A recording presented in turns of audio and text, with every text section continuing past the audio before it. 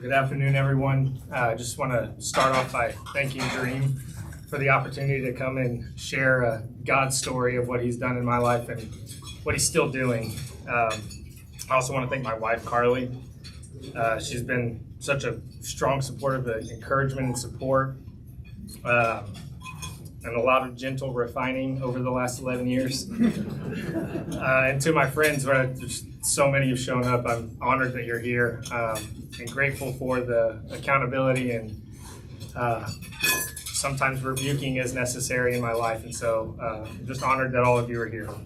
So with that, I just want to share that this afternoon, my prayer is that you don't hear just a story of my past, but that you'll hear a story of how God heals brokenness, how he patiently pursues us and surrenders, how surrendering to him leads to true life. So I grew up most of my life in West Texas, specifically in Midland, from late elementary through high school. Was raised in a Christian home, 2 loving parents. I have an older brother. We were in church Sunday morning, Sunday night, Wednesday night. Definitely valued discipline, valued love in our family. We also loved the Chicago Cubs. That was a big thing in our house. But legacy of the good family name was something that was talked about a lot in our house. My grandfather used to tell all of his grandkids, never do anything to disgrace the family name. And that stuck with me from a pretty early age. I tried really hard early on in life to always be the good kid. And that really created this desire in me to be deep desire to have everyone like me. Behind that good kid image was sin at work. Not understanding it at the time. In early elementary days, people-pleasing, the desire to be liked, started to rear its ugly head. By middle school, I cared more about being cool than being the good kid, at least to my friends. But to all my teachers and parents of my friends, I still wanted to be viewed as that good Christian church kid. Locker room talk, cussing, all that kind of started up in junior high. Seemed small, but it was a crack in the foundation that I had been developing over the years of growing up in church. It was during that time in middle school when I was introduced to pornography, a struggle that followed me for many years. My value was wrapped up in sports and what others thought of me. My heart longed for approval, even if I pretended to be the good kid. Scripture tells us in Galatians 1:10, am I now seeking the approval of man or of God? Or am I trying to please man? If I were still trying to please man, I would not be a servant of Christ. And that was me. I was serving the opinions of others way more than I was God. By high school, I was living 2 different lives. At church, I was a good Christian kid. At school, it looked very different. Most of my church friends didn't go to my school, so I didn't often have those 2 worlds colliding. Because I built up this facade at church, many of my church friends' parents would say nothing but really great things to my parents about how good a kid I was. And that created a space where my parents built a lot of trust in me that they probably shouldn't have.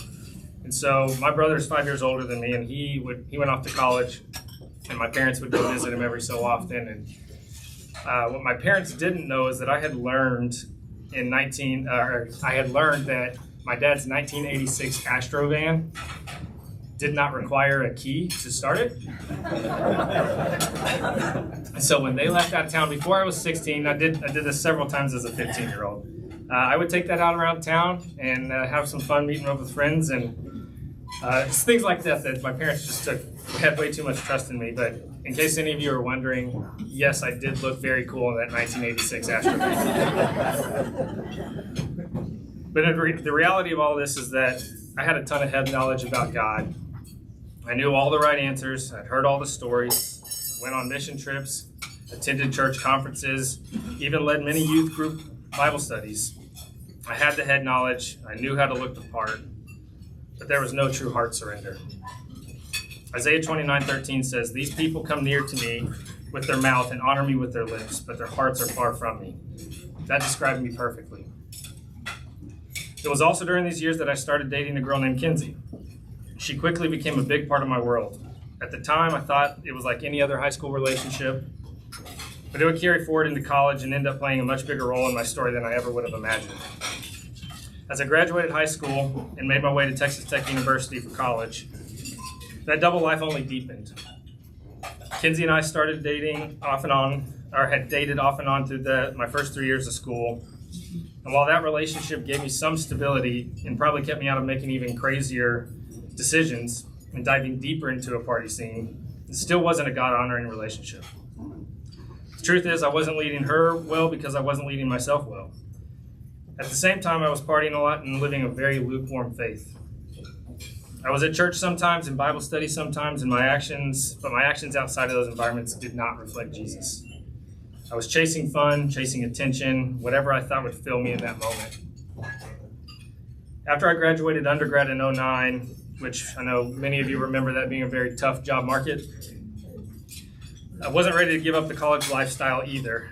And so I stuck around and got my MBA, partly for the degree, but more because I just wanted to have fun and keep living the life that I was living. Those 2 years of grad school were marked with compromise.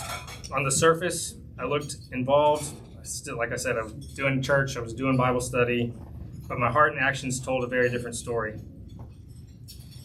I pursued flings, which in turn mistreated women, and I lived a very selfish lifestyle. At the same time, I was still living in the middle of a tough battle with pornography. It was very reminiscent of my high school pattern of keeping the good kid look while the outside was hiding the truth. Keeping a good kid look on the outside while hiding the truth of my sin on the inside. So skip forward a few years through grad school, and graduation eventually took me to Dallas, where I started working for Turner Construction. And with that came a thought of I was living the dream, new hire lifestyle in Uptown, going out and partying, chasing success, living for myself. And then God started stirring in my heart. My good friend Clark Driver, who had been living a lukewarm lifestyle as well, had a sudden and radical life change. One weekend we were partying together, and the next weekend he went on a young adult retreat, and he came back completely transformed. It was such an impactful thing. He was my roommate at the time. It was such an impactful thing to just see his life flip a complete 180.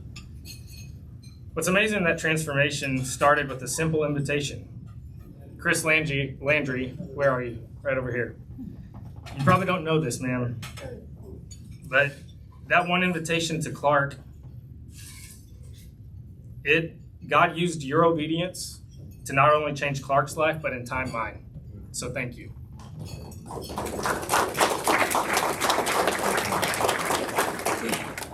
With that said, I started going more regularly to church with Clark to Watermark's young adult ministry called The Porch.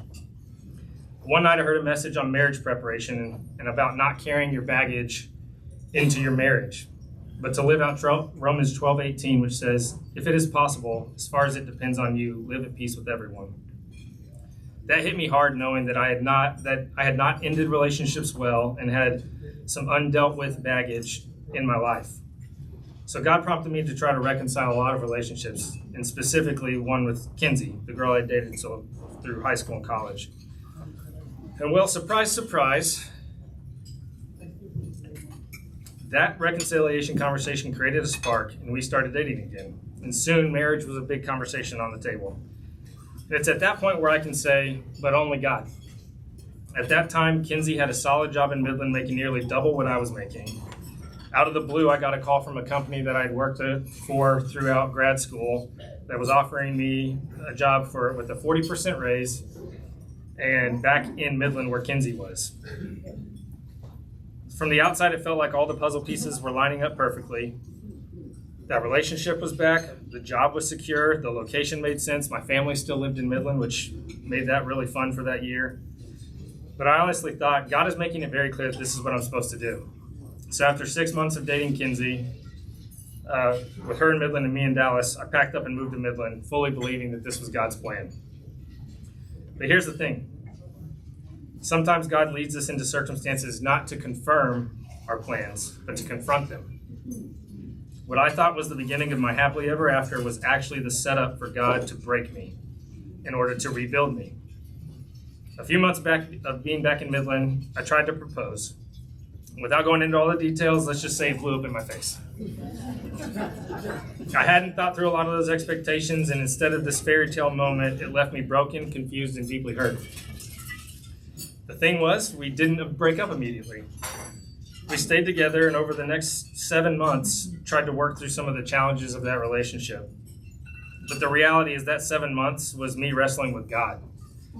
I was saying, Lord, is this really what you want for my life? Is this the path that you set for me? It was in that season of tension, clinging to the relationship, while feeling God tugging on my heart, that he started exposing just how much pride, control, and self-reliance I was holding on to. And in his kindness, he put family members around me who spoke truth into my situation. Through their love and counsel, I began to see what I couldn't see before. God was using this painful season not to punish me, but to grab a hold of me. Ultimately, I realized that his plan for me and for Kinsey was very different for each other, and different than anything I had planned for my life. And so one of the hardest decisions of my life, I ended the relationship for good. It was in that moment of surrender and in that raw brokenness that I had one of those, God, if you're real type of moments. I just said, Lord, if you need to break all my bones so that I have nothing left but to rely on you, then do it. Within a few weeks, doors started opening for me to move back to Dallas. And at that time, I knew I just couldn't go back to living the same way that I had been. I wanted that same kind of life change I had seen in Clark 2 years before. So I jumped into community group at Watermark with some friends that I had known from when I lived in Dallas previously. And it was there, through friends who held me accountable and through a 12-step recovery program called Regeneration, that God finally opened my eyes to the difference between head knowledge and heart surrender. For the first time, I learned what it meant to walk daily with God, not just act like a Christian, but actually be with Christ. Talking to God, listening to God through his word, talking to him honestly in prayer, truly trusting his plan instead of my own. Proverbs 19:21 says, many are the plans in a person's heart, but it's the Lord's purpose that prevails. Looking back, I can see how God used even my pride and my thinking I know best for his purposes, ultimately for my good. It was also in the season of refining that God delivered me from what had been a roughly 12-year battle with pornography. And for the first time, I experienced real freedom, not because of my own willpower, but because of his transforming grace. Romans 12:2 says, do not conform to the pattern of this world, but be transformed by the renewing of your mind. That transformation was finally happening in my life. And by God's grace, in the middle of that new season, my attention turned to my wife, Carly, who was part of that larger friend group that I had known over the last couple years at Watermark. At first, I didn't pursue her because I had just broken up with a few months prior with Kinsey. And so I looked to my community group and I just said, hey guys, when you guys think I'm in a healthy spot, y'all can tell me, hey, go pursue. And for whatever reason, a few months later, they thought that was a good idea. And so I jumped at the chance. So I asked her out and we started dating. Now, the details of Carly's story aren't mine to share, but what I can share is that while God was working on my heart back in Midland, he was also doing a work in hers at the same time. She was also coming off a very challenging and painful relationship, and God was faithfully walking her through that season as well. So when he brought our lives together again, we were both coming out of refining seasons, both learning to lean on him instead of ourselves. For me, it was through community group and regeneration that I learned how to look to God first, trust his ways, and honestly, for the first time, learn how to lead in a dating relationship in a way that was God-honoring. Regeneration was also a huge gift for both Carly and I. It gave us a space for both of us to face and work through our baggage before we went into marriage. That season not only brought healing, but it also made it clear that God was bringing us together, carefully orchestrating our stories through all the trials, heartbreaks, and triumphs that led us to that point. Before we got engaged, we went through a pre-marriage class at Watermark called Merge. That class forced us to deal with some real honest and tough conversations, a lot about my past, and expectations and about expectations, conflict, finances, faith, family, all of that before we made a commitment to each other. It wasn't easy, but it was one of the best things we could have done to prepare our hearts and relationship for marriage. So within roughly 14 months of our first date, we were engaged and then married. And here's the truth. In our first year of marriage, my pride was, and some days still is, a thorn in her side. But God has been good to slowly help me see my sin, help me own my failures, and remind me daily to release control back to Him. My prayer is that I would continue to love Carly as Christ loves the church and to be the best representative of Jesus that I can be to her. Marriage has truly been both the greatest blessing and the most refining tool God has used in my life. It has been the context where God has exposed my selfishness, grown my patience, and continually taught me what sacrificial love looks like. Often through Carly's own example of sacrificial love towards me. In marriage, we've experienced deep joy and deep pain, fully living out what Jesus says in John 16:33, that in this world you will have trouble, but take heart, I have overcome the world. What that tells us is, even as believers, we are not promised an easy road. We lost our first pregnancy, a miscarriage that broke our hearts. Yet in that pain, God met us with comfort and hope. By His grace, only a few months later, we were pregnant again, and then blessed with our first child, our daughter, Maven, who's now 7. A couple years later, we were blessed again to have another daughter, Ellison, who's now 5. But our journey didn't stop there. After their births, we walked into another season of heartache, where my mom was diagnosed in April of 2020 with pancreatic cancer. 15 months later, she passed. Watching a faithful follower of Jesus, a woman who impacted so many for God's glory, to be taken in her mid-60s was one of the most challenging experiences of our lives, and is still felt within our family. It felt as she has so much life left to live. Yet, even in that valley, we held fast to the truth of Romans 8:28 that says, we know that in all things God works for the good of those who love Him, who have been called according to His purpose. Faith in God often means we don't get to see or understand His purposes on this side of heaven. But because of the heart knowledge I had gained from experiencing God's faithfulness in my life for so many years, I knew His goodness had not changed, even when my circumstances had. And in God's mysterious way of weaving sorrow and joy together, just a few months later, He brought us our first son, Brooks, who is now going to turn 4 in a couple weeks. A couple of years following Brooks, we experienced another miscarriage. Losing a second child was another painful reminder just how fragile life is and how little control we have. Yet, once again, God drew near to us in our grief and reminded us that He alone is the giver and sustainer of life. Quickly following that miscarriage, we were blessed to welcome another son, Weston, who is now almost 20 months old. The trials we have walked through consistently brought us back to James 1:2-4 that says, consider it pure joy, my brothers and sisters, whenever you face trials of many kinds, because you know that the testing of your faith produces perseverance. Looking back, I can see how God has used both blessings and heartbreaks to strengthen our faith, deepen our reliance on Him, and shape the way that we love one another as a family. Even now, I'm very much a work in progress. Pride and people-pleasing didn't disappear when I surrendered my life to Christ, although I wish it would. In fact, the more I've grown, the more I've realized just how deeply rooted they are, how easily they spread into every area of my life, and how often they pull me away from God's will. If I'm honest, the people who feel the weight of that are the most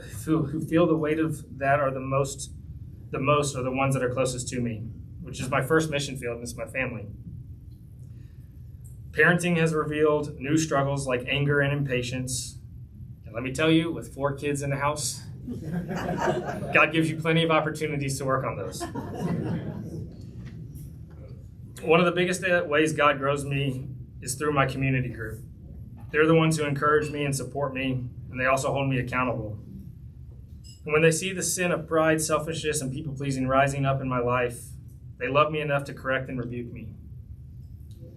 Ryan being one of those. That authenticity and vulnerability isn't always comfortable, but it's exactly what I need to keep growing. And with my kids, God is teaching me daily. I have to ask them for forgiveness often. When I raise my voice and when I respond with frustration instead of patience, But even in that, he's shaping me. He's working on my mind and heart, not just to speak truth firmly, but to do it with the gentleness of Jesus. This plays out most often in parenting. My kids need to know right from wrong. They need me to give them firm boundaries, to hold them accountable, and to teach them truth. But what God is showing me is that how I deliver that truth matters just as much as the truth itself. Too often, my first instinct is to respond with anger or frustration, raising my voice or letting my tone carry my impatience. And when I do that, what my kids hear isn't truth that I'm trying to teach them. It's the anger behind it. But when I slow down, when I ask the Spirit to give me patience and self-control, the same truth comes across in a way that they can actually receive. God is showing me that my role as a dad is not just to enforce rules, but to model Christ's character. To help my kids not only hear what is right and wrong, but to see the gentleness, patience, and love of Jesus reflected in the way that I speak to them. Just like Jesus, who never watered down truth, but always delivered it in a way that drew people closer to him instead of pushing them away. And that's where Philippians 1:6 gives me much hope. He who began a good work in you will carry it out onto completion until the day of Christ Jesus. God isn't finished with me yet, and he isn't finished with you either. So as I close, I want to leave you with a few things to think about. Proverbs 3:5-6 reminds us to trust in the Lord with all your heart and lean not on your own understanding, but in all your ways acknowledge him, and he will make your paths straight. So where in your life are you still leaning on your own understanding instead of fully trusting God? Isaiah 29:13 warns us that these people come near to me with their mouth, honor me with their lips, but their hearts are far from me. Are you living two versions of yourself like I did for such a long time? But there's hope. Jesus offers us something better. Matthew 11:28-30 says, "Come to me, all you who are weary and heavy burdened, and I will give you rest, for my yoke is easy and my burden is light." So I ask, what baggage do you need to lay down at the cross today so that you can finally experience that rest? And Hebrews 10:24-25 reminds us to consider how we may spur one another on toward love and good deeds, encouraging one another. So I ask you, who's walking with you? Who's sharpening you? Who's helping you grow? So here's the question I want to leave with you. Where is God asking you to surrender today? Don't wait for God to break you like he did with me before I surrendered. He doesn't want your polished performance. He just wants your heart. Jesus says in John 10:10, "I have come that they may have life and have it to the full." And that's my testimony. He took my self-reliance and turned it into surrender. And he offers the same abundant life to you. The question is, will you trust him with it? Thank you.